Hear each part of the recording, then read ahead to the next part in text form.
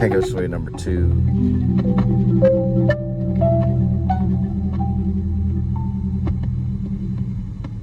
Asta.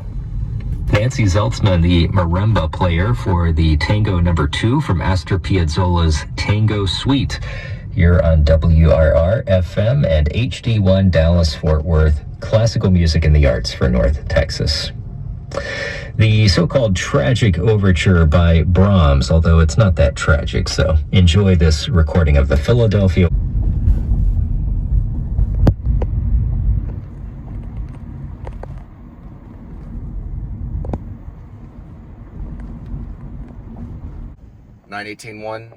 .4.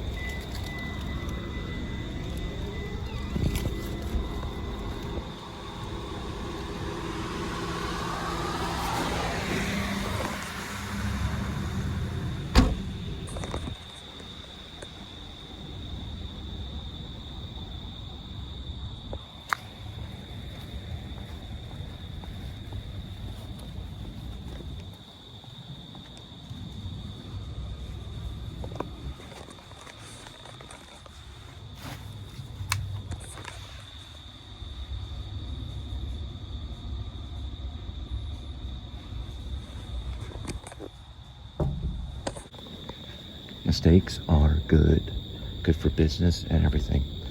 That way they're like, This smells good. What is it?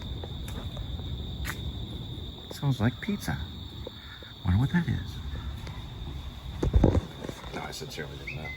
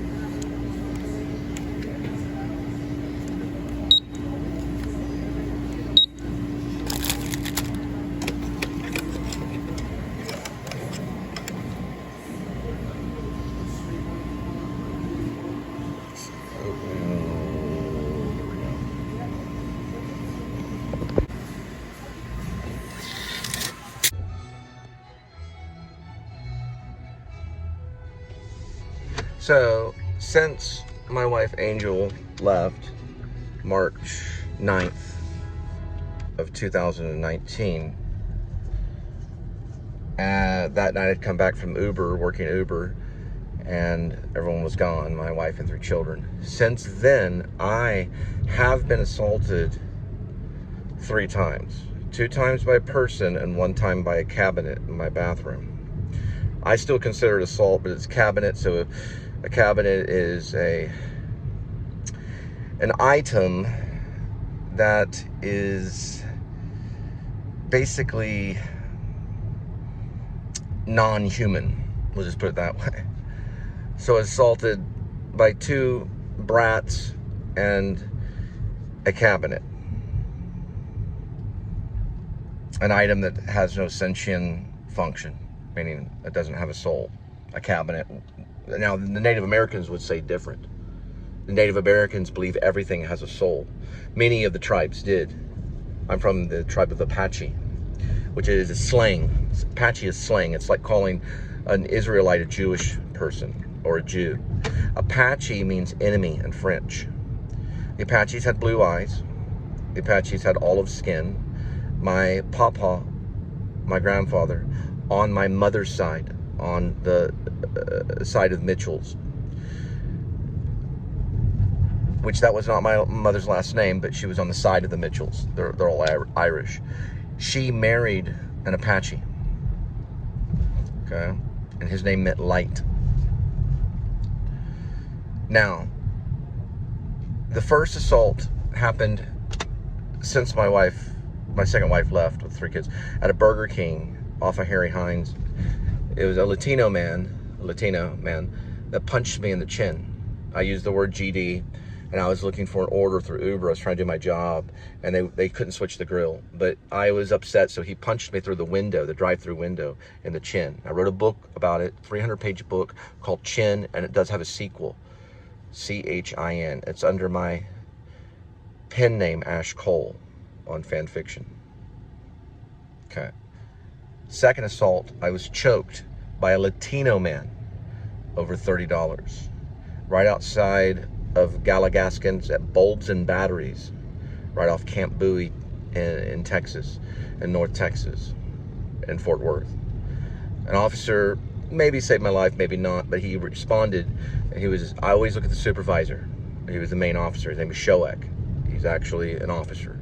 I consider I consider that a thank you to him for showing up and being respectful. The other two cops were not as respectful. There's one cop that was not respectful at all. He called me a thief, and that's between him and what he needs to know in life.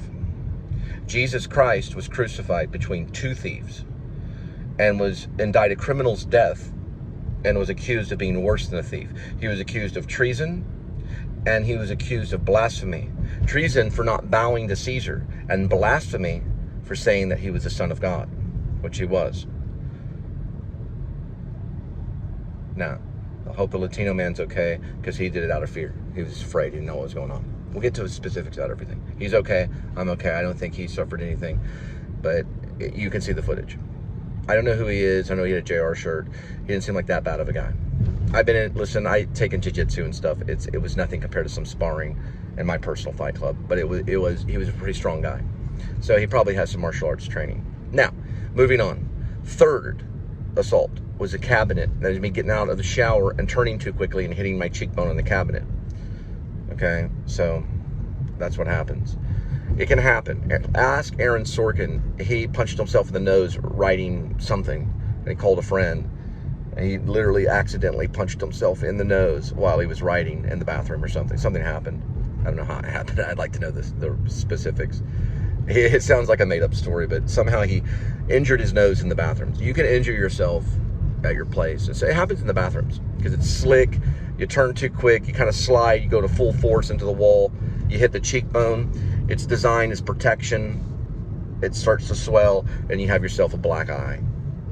You don't even have to hit your cheekbone that hard to form a black eye. And if you hit your nose, it'll form a black eye. It'll form two black eyes. So this was only the cheekbone right here that I injured myself in. The chin took me 6 months to assimilate, so I wrote a book, and it was all in my head. Finally, when I got the x-rays to see if the chin was fractured, there was no fracture, there was no major injury. Okay. Nothing major. Not from the x-rays. I'm at this closed down sandwich and salad Mediterranean shop that didn't survive COVID. Is about COVID, but it's about a lot of things. It's about a cat. It's about an alcoholic, a lady that's an alcoholic, and it's about a writer. That he calls himself a time traveler from 1945 Germany. He wears it. He doesn't wear a uniform though. He only wears cut up blue jeans and basically like a t-shirt.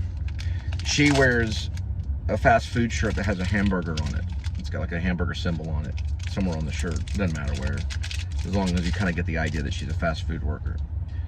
She's also a drinker. Beer is mentioned. About the heaviest drug in it is beer. There's a knock at the door in the play.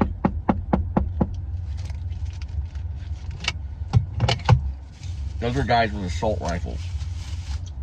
I don't know if they're military or not. This is Coca-Cola. This is high-protein Snickers. They said they were looking for somebody. There was a fugitive. I said, who? They said, we're looking for somebody. I said, who? Someone that's running from us. I said, well, he's not here. So, about a year later, there was an assault that happened against Linda from the downstairs neighbor. She was pushed to the ground. A few days after that, the U.S. Marshal showed up downstairs to this guy's apartment, arrested him and the girl that was inside. We don't know why. The landlord doesn't know why, but we chose to move on. So we moved to a new place.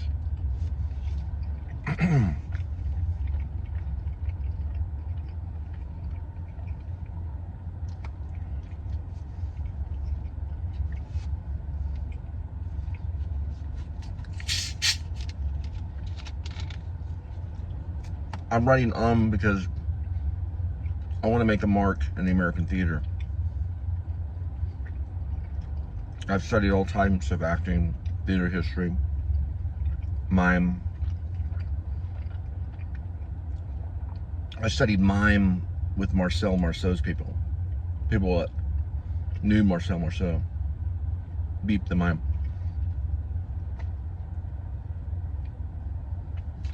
A lot of times my plays incorporate mime, moments of mime. You can even employ mimes for the show. The one thing I want to say, the stipulations with the cat, Edmund, in it can be, well, first of all, it can be a real person, an actor that plays the cat. That'd be a lot of fun. They can get costumes, they can act like a cat, they can go to the actor studio and learn animal exercises or whatever. They can learn how to be a cat. One thing, they seriously need to be a real cat. So I'm making a note of that. I want it to be real. So if they play a cat, they play it honestly, not sloppily, but honestly. The cat has no lines, but one. Occasionally he'll say meow. That can even be a voiceover too. So you can, a mime can audition for the role of the cat.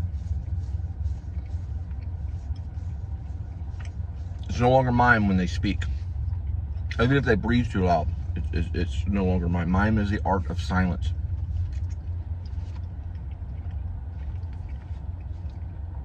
If the cat is invisible, then the actors that speak will have to use mime to pet the cat.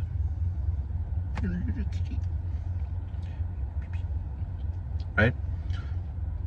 So mime is applied. Third,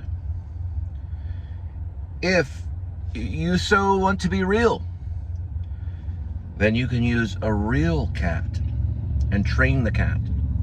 But you have to train the cat to look away towards the audience.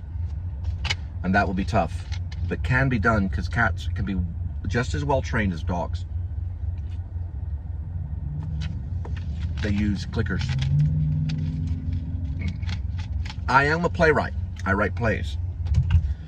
I am a writer. I'm a novelist. I'm an actor. I'm a filmmaker. I have been on film. I've worked with Frank Darabont, Jim Carrey, Dustin Hoffman, Jake Gyllenhaal. I've met people such as Johnny Depp, Richard Gere, talked to Benicio del Toro, Will Smith, Samuel L. Jackson, Sissy Spacek, the Bruce guy, Bruce Willis. Don't forget about Kevin Costner and also Ethan Hawke, who I respect and look up to, and just I'm in awe with Ethan Hawke. He's a great artist, one of our most important artists. I really do. I think Ethan Hawke is one of our most important.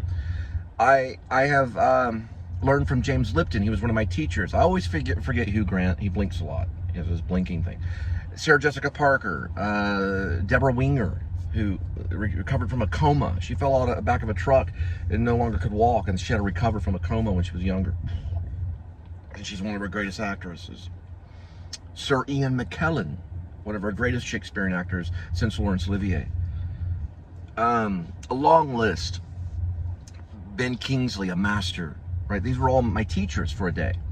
It's a very special school that is still going on, but at one time was at a height of the actor studios mecca, where actor studios people get together and they learn things like emotional recall and sense memory. They learn how to act like an animal exercises. They learn the isolations of an animal for the sake of movement. They learn how to use their imaginations to tell a story.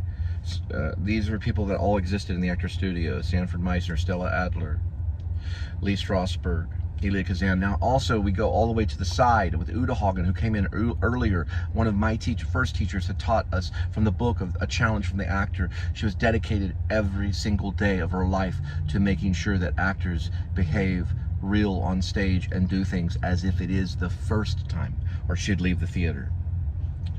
And I've had kind of connections with her, with friends, giving her reviews from plays that I've been in, and respect for her.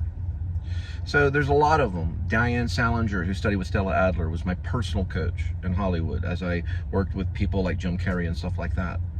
And I was only a background artist, but it doesn't matter. You're on set and you're there and you're using your imagination. It's all happening around you.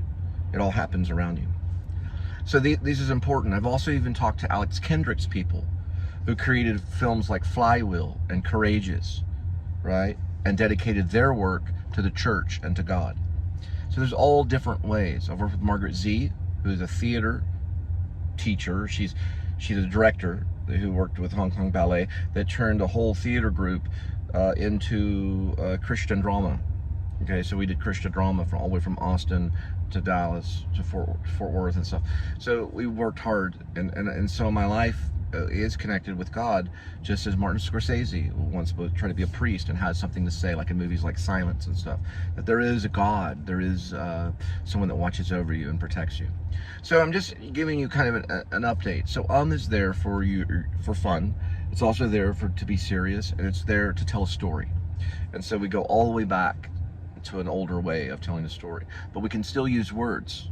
A mime can use words to tell a story, but it's not mime unless there's no sound and no one jumps off the ground. You cannot jump in mime. You cannot leave the ground. You have to stay grounded, and then there's no speaking. Correction.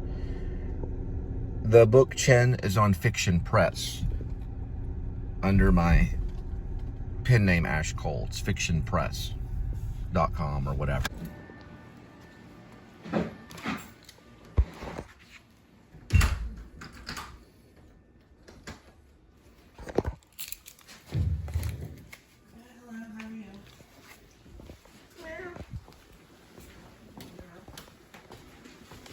Hello. I know, Dirty Shoes. I'm gonna name a character Dirty Shoes. Pizza.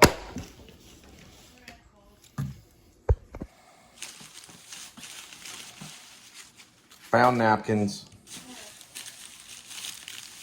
Cookie.